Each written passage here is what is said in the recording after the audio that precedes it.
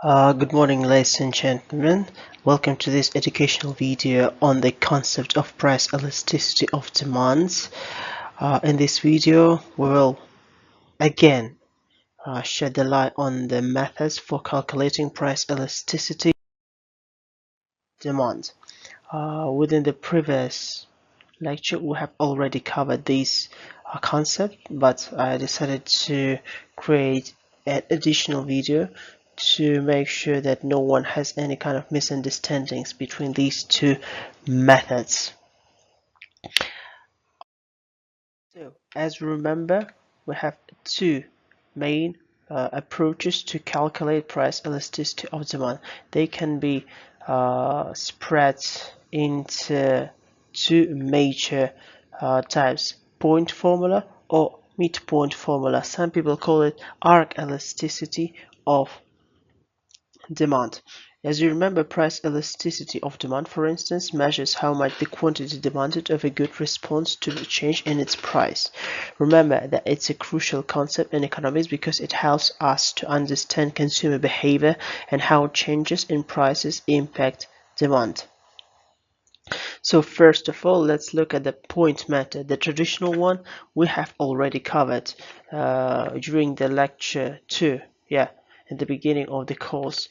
So the formula is pretty simple: percentage change in quantity demanded divided by percentage change in a price. It's called the point formula. Pretty easy to comprehend. We're going to be talking about the example a little bit later, but it's a traditional, conventional, the easiest approach to calculate demands.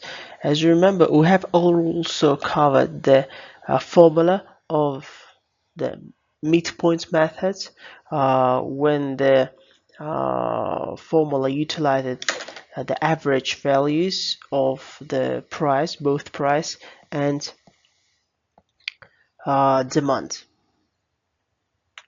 Somewhere right here, it's called an arc method because the system of coordinates is utilized to create something that resembles an arc right here.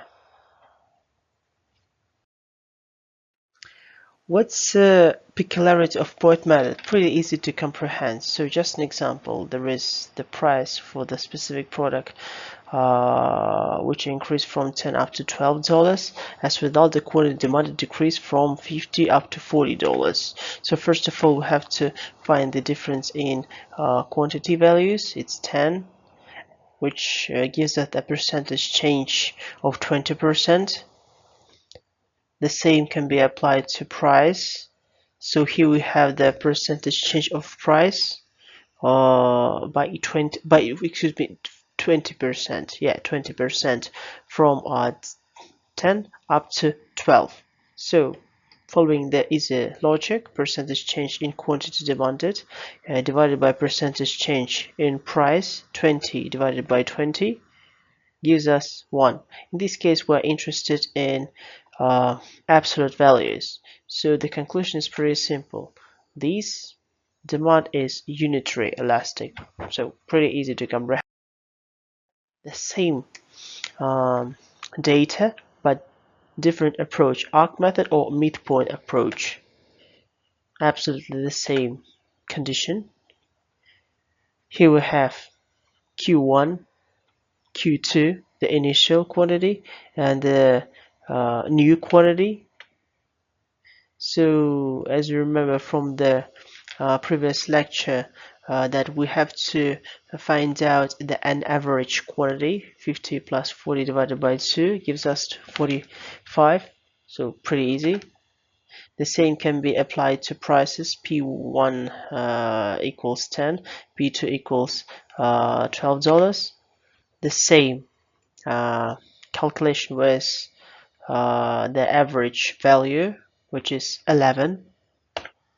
So as you remember from the previous lecture,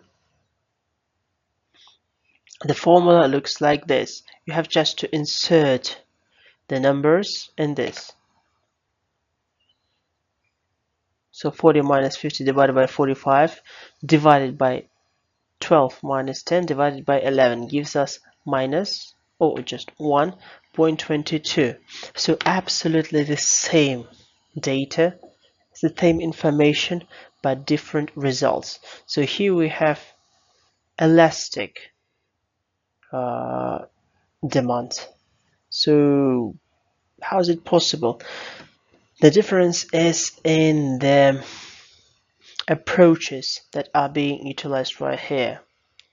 So it's absolutely up to you which method to choose, but please bear in mind that each method has its own pros and cons.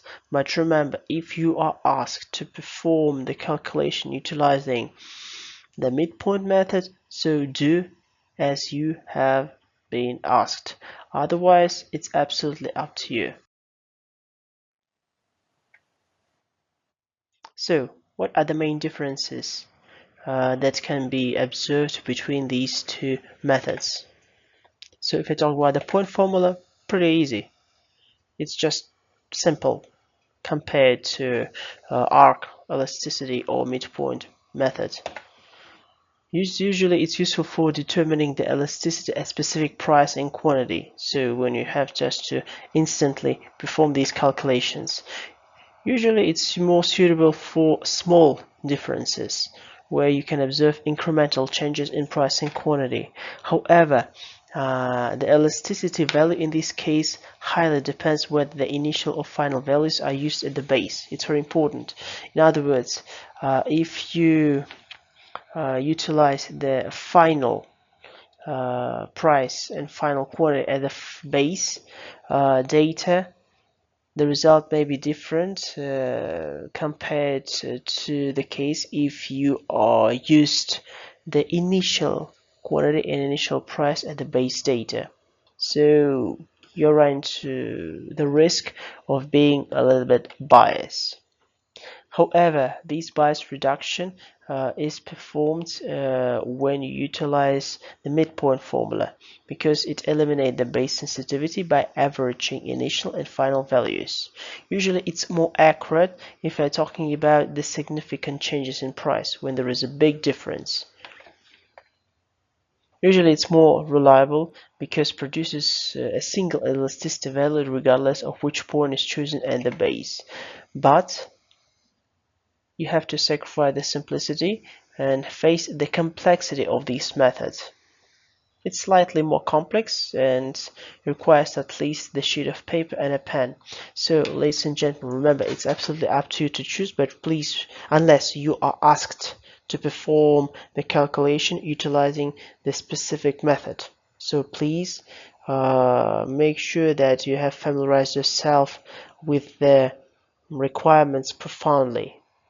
But remember, each method has its pros and cons. Thank you. I hope that this kind of video will prevent you from encountering any kind of misunderstandings. So it's just a recap of the things that have been covered within the previous lectures. Thank you.